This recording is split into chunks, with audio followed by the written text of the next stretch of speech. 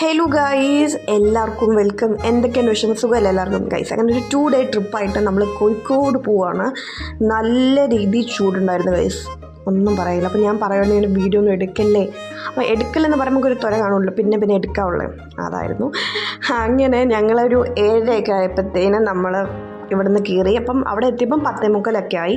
നമ്മൾ അന്ന് സ്റ്റേ ചെയ്ത റൂം ഒട്ടും കുളത്തിലായിരുന്നു. അപ്പോൾ നമ്മൾ അവിടുന്ന് ചെക്ക് ഔട്ട് ചെയ്ത് പിറ്റേന്ന് രാവിലെ നമ്മൾ വേറെ ഹോട്ടലിൽ ചെക്ക് ഇൻ ചെയ്തു.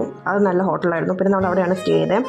ഇതിന് തൊട്ട് ഗൈസ് അങ്ങോട്ടുള്ള ഷോർട്സിൽ നമ്മൾ കോഴിക്കോട് ആയിരിക്കും കാണാൻ പോകുന്നത്. അവിടുത്തെ ഫുഡ് അങ്ങനത്തെ നമ്മൾ പോയ സ്ഥലങ്ങളൊക്കെ.